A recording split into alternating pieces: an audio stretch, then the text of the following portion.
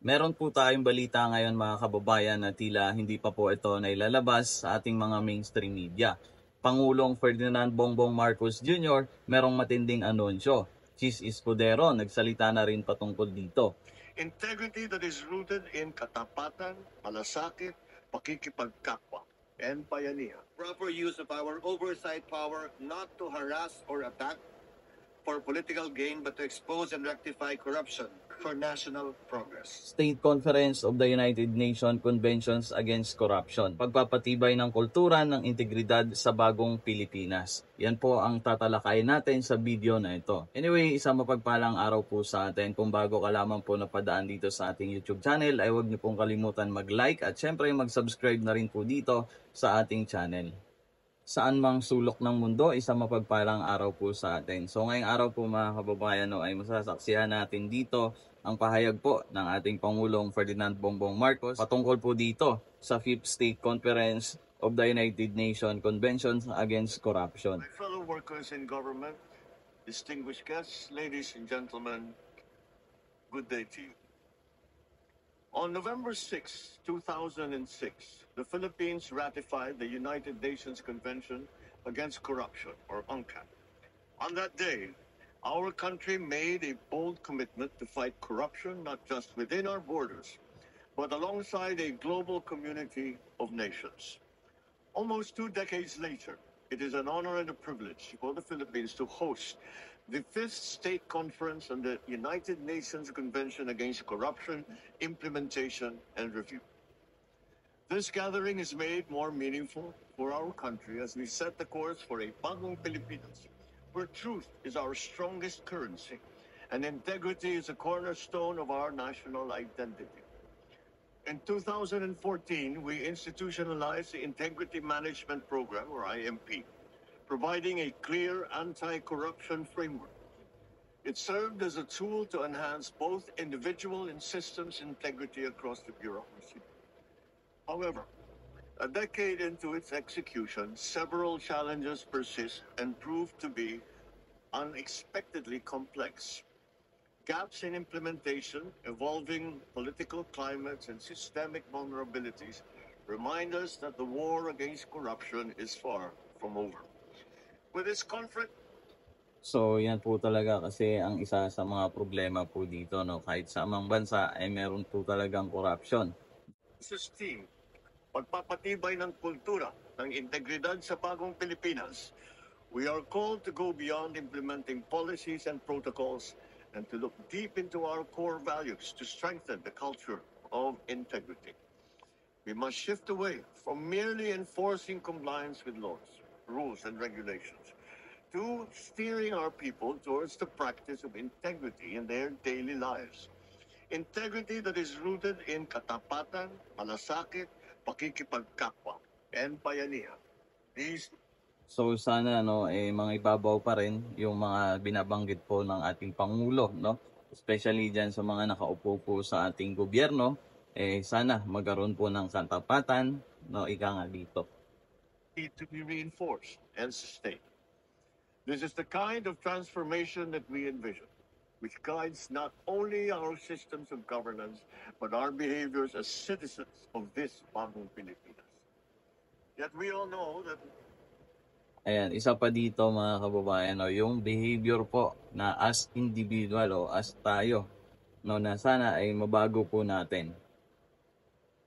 of the ideals will not suffice. People expect results, and results demand action. To build a government founded on integrity and accountability, we must adopt comprehensive and interconnected strategies. We are combating corruption using a two-pronged strategy. First, we streamline and digitalize processes that avenues for corruption become nil. At the forefront of this strategy is our initiatives like the Government PH application and e-marketplace, which transform how government services are delivered. To further strengthen our digitalization efforts, I signed the new Government Procurement Act earlier this year. It establishes standardized electronic bidding and payment systems, amongst others, through the enhanced Philippine Government Electronic Procurement System.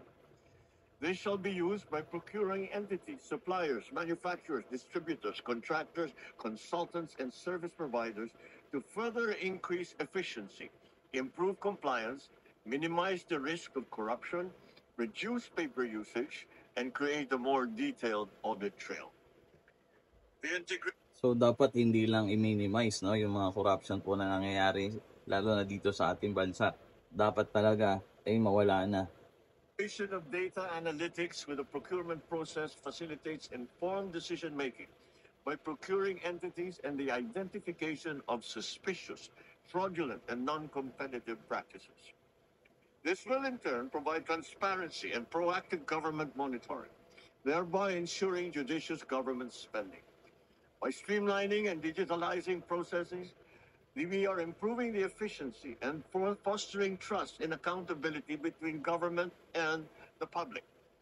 Complementing this is our second strategy of empowering the people to participate in good governance. It is done by promoting full public disclosure of information in the way that we do business in government. Through the electronic Freedom of Information platform, citizens now have avenues to exercise their right to vital government information. Our national budget, which is detailed to the project level, is published online, allowing our people to know how much and for what public funds are being spent on. The new Government Procurement Act also includes measures that ensure the accessibility of procurement processes and contract implementation information to engage observers and civil society organizations in procurement and make all procurement-related conferences available for public viewing. These efforts align with the IMP, which is now being reformulated to better address systemic challenges and to adapt to the ever-changing political landscape. Further, with the provisions of the UNCAP, we continue to collaborate on the international front, emphasizing the importance of global partnerships in combating corruption. By learning from and working with other nations, we strengthen our anti-corruption mechanisms while reaffirming our place as a proactive member of the global community. Together, these interconnected efforts form a united approach to fostering a government that is efficient, accountable, and reflective of a nation committed to placing honor and integrity over self-interest. Let the Fifth State Conference Resolution 124 you presented today be a powerful pact between us and the Filipino people, between today and the future that we are determined to create. What you sign today will echo our commitment to fighting corruption and protecting the trust accorded to us by our people. Let us envision a bagong Pilipinas where integrity is a steadfast reality, deeply ingrained in every part of our society. Let us make this promise that we fulfill, for the future is ours to shape.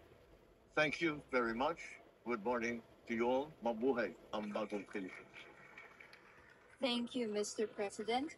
So, yan po kasi ang isa sa malalang problema po dito sa ating bansa, no, yung corruption. Sana mga kababayan, magawan po ito ng solusyon dahil nga po dito sa Fifth Conference nga po ng ANCAC, magkaroon tayo ng solusyon. At katulad nga po ng sinabi, maging transparent regarding po doon sa mga procurement, di ba?